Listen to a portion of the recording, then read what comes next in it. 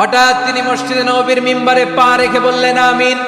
দ্বিতীয় ধাপে পা রেখে বললেন আমিন। তৃতীয় ধাপে পা রেখে বললেন আমিন। সাহাবারা অবাক হয়ে বললেন, ইয়া রাসূলুল্লাহ, ইয়া হাবিবাল্লাহ, তিনবার শুধু আমিন আমিন পড়লেন, কেন পড়লেন আমরা কিছু জানি না, আমাদেরকে জানিয়ে দেন কেন আপনি তিনবার আমিন বললেন।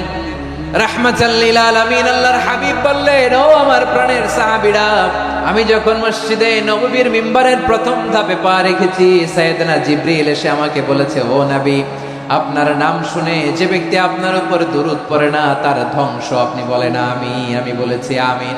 দ্বিতীয় ধাপে পা রাখার পর সাইয়েদনা জিবরিল বললেন, ইয়া রাসূলুল্লাহ, মাতা পিতাকে বার্ধক্য অবস্থায় পেয়ে তাদের সেবা করে তাদের সাথে সদাচরণ করে যে সন্তান জান্নাত কামাতে পারলো না তার জন্য ধ্বংস আপনি বলেন আমিন। আমি বলেছি আমিন।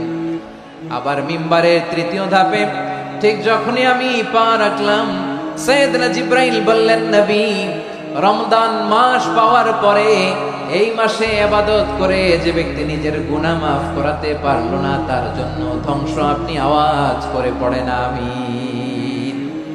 কত বড় ধমক, কত বড় ওয়ার্নিং দেখছেন। যে রমাদান পেয়েছে কিন্তু রমাদানের ইবাদত করার মধ্য দিয়ে সে নিজেকে জাহান্নাম থেকে মুক্ত বানাতে পারলো না, তার উপর আল্লাহ লানত, তার জন্য ধ্বংস। সাইয়েদনা জিবরাইল বলেছেন আমিন, স্বয়ং বিশ্বনবীও বলেছেন আমিন। আওয়াজ করে পড়েন নাউযুবিল্লাহ।